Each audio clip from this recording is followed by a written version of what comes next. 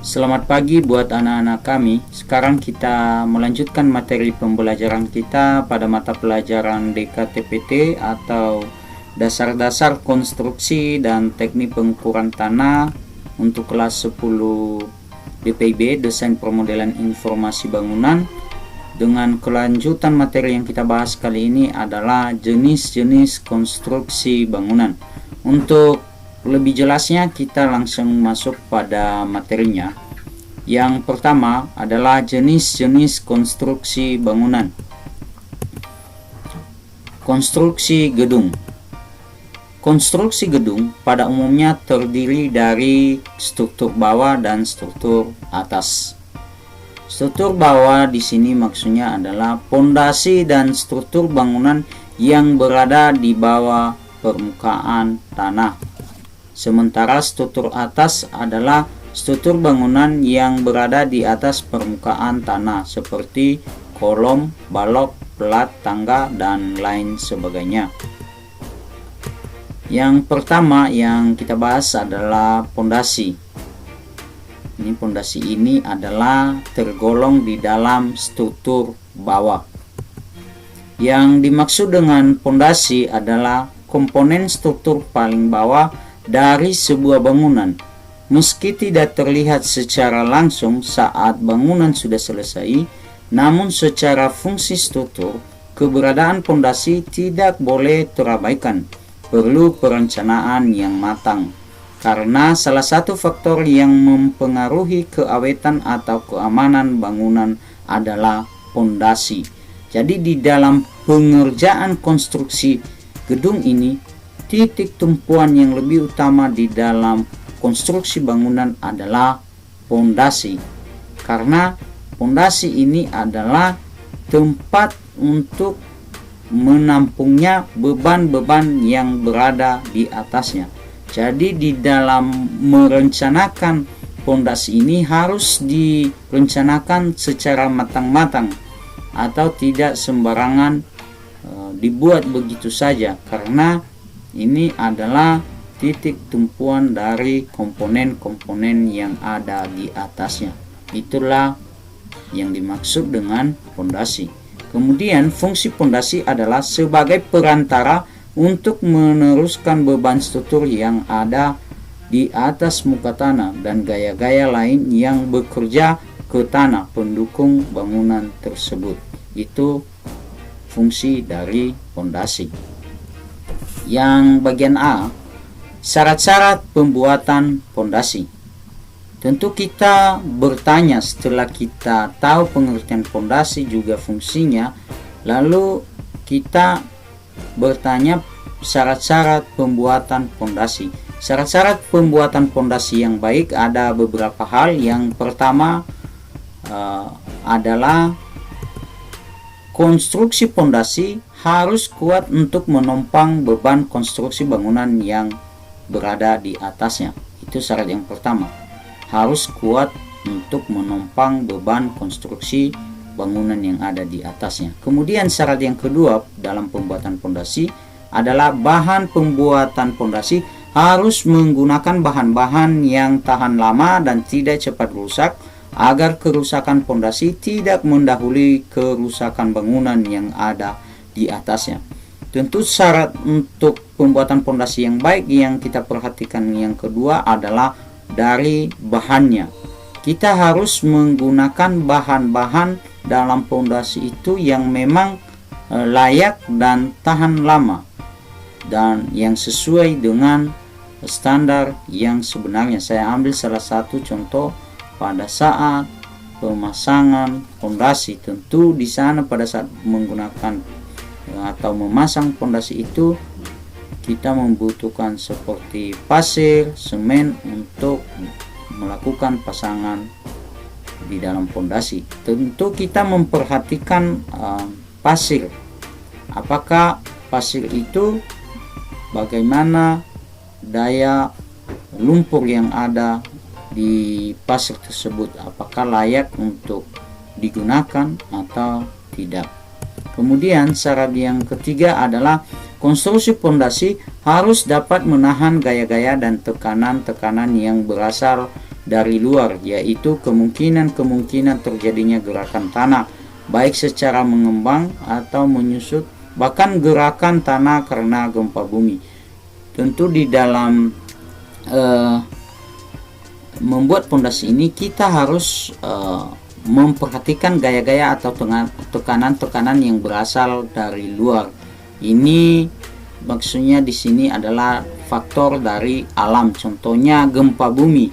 Maka pondasi yang baik itu harus bisa menahan gaya-gaya atau tekanan yang berasal dari luar atau dari faktor alam tadi seperti gempa bumi. Kita harus membuat pondasinya lebih kokoh lagi. Kemudian syarat yang keempat pembuatan pondasi adalah bangunan pondasi harus diletakkan di atas struktur tanah yang keras agar kedudukan pondasi tidak berubah, bergerak atau bergesek. Jadi bangunan pondasi harus diletakkan di atas struktur tanah yang keras.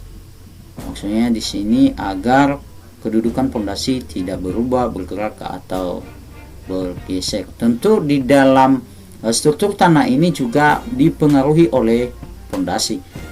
Kalau pondasinya berada di tanah yang lembek atau tanah yang keras juga, maka mempengaruhi ukuran yang sesuai dengan standar yang layak untuk digunakan. Kemudian syarat pembuatan pondasi yang baik kelima adalah pondasi harus dapat menahan gangguan-gangguan dari dalam tanah, baik karena gerakan air tanah maupun pengaruh kimiawi tanah. Kemudian syarat selanjutnya atau bagian B-nya adalah jenis-jenis pondasi. Setelah kita masuk ke syarat-syarat pembuatan pondasi yang baik, sekarang kita masuk pada jenis-jenis pondasi. Tentu pondasi ini bukan hanya satu, pondasi bermacam-macam jenisnya. Di sini jenis pondasi dibagi menjadi dua, yaitu pondasi dangkal dan pondasi dalam. Satu-satu kita bahas. Yang pertama adalah pondasi dangkal. Di dalam pondasi dangkal itu ada beberapa jenis pondasinya. Yang pertama adalah pondasi tapak. Berikut salah satu contoh dari pondasi tapak. Kalau anak-anak kami melihat gambar ini, berarti itu adalah model pondasinya itu adalah atau jenis pondasinya itu adalah pondasi tapak. Kemudian yang kedua adalah pondasi jalur atau pondasi memanjang. Berikut salah satu contoh gambarnya.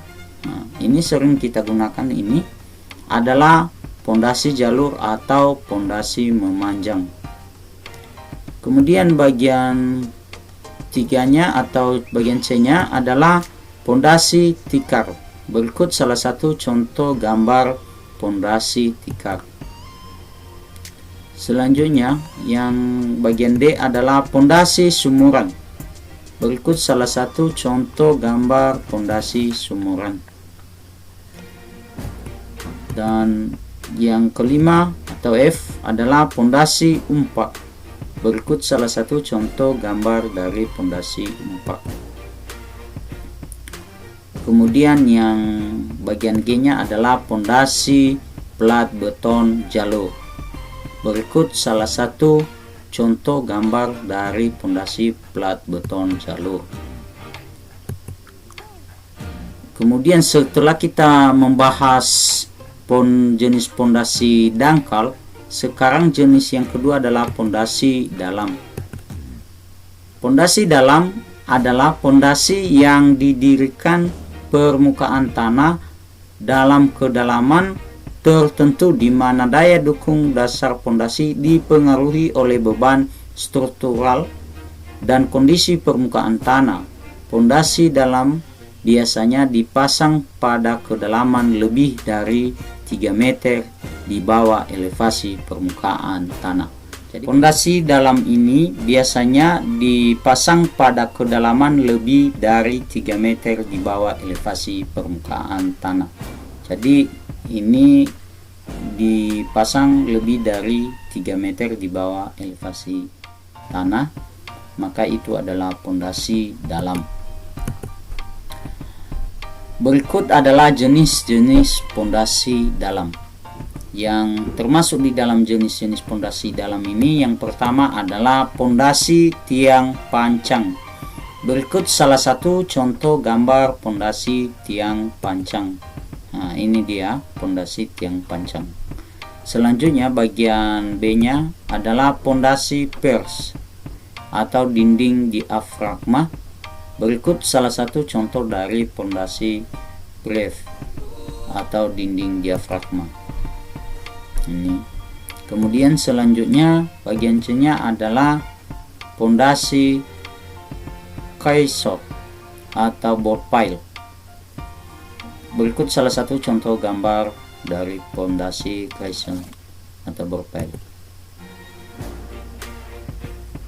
Jadi di dalam pondasi itu ada dua jenis tadi, secara garis besarnya adalah pondasi dangkal dan juga pondasi dalam. Namun di dalam pondasi dangkal tadi ada beberapa jenisnya, dan begitu juga dengan pondasi dalam. Baik, sekian saja dulu untuk pertemuan kita. Kali ini kita akan bertemu kembali pada pertemuan selanjutnya. Saya sapa kita kembali. Selamat pagi, ya Arab.